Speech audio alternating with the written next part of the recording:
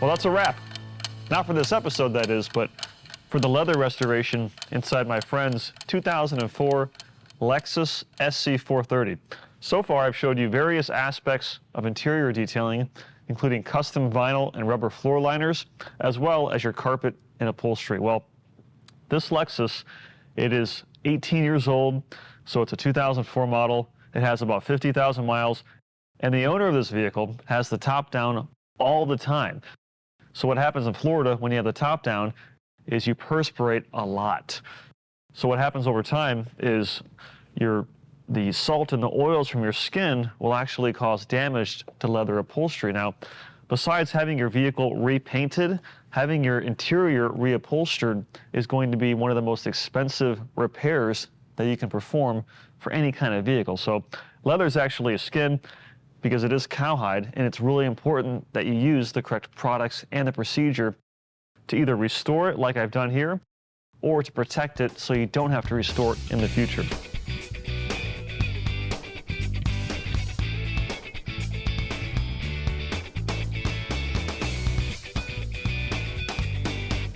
What I've been working on the last couple of days on this Lexus is using a two-step leather restoration system. Now, there's a lot of different leather care products in the market, and a lot of them work well. Now, I'm not a big fan of purchasing the cheapest product on the shelf when it comes time to care for the leather upholstery, because we're talking thousands of dollars here. You want to invest in good quality products. So the two-step leather restoration system for this, it's a two-part system that consists, number one, of a rejuvenating oil.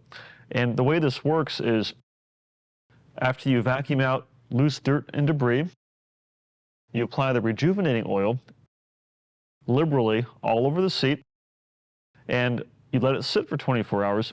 And what happens is the oil is absorbed deep into the pores of the leather. And this does two things. Number one, it conditions the leather. It restores the natural pH balance. It keeps the leather soft, supple, flexible, and pliable, so it's less likely to crack over time. And number two, as this oil is absorbed into the leather, it lifts dirt and grime and body oils and salt to the top of the surface. So after 24 hours, you perform the second step. Now, the second step, which I literally am finishing now, is the cleaning aspect. So after the oil has had time to sit and it conditions the leather and the dirt rises to the top, you apply the cleaner. And the cleaner removes that top layer of dirt, grime, and salt and body oils without affecting the actual conditioning components of the leather. So there's a number of different ways to care for your vehicle's interior.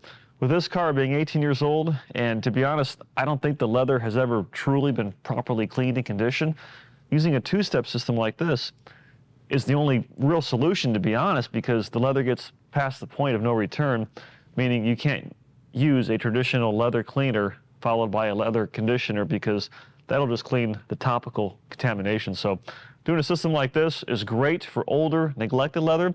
Now, for your newer leather upholstery, let's say you just bought a brand new car, or your car is only a couple years old, there's other products on the market that work really well to prevent your interior from getting this bad to begin with. So there's leather conditioners, which are comprised of natural and man-made ingredients, and they provide a level of UV protection because, you know, when you look at leather here, one of the most critical components that is susceptible to damage is your stitching.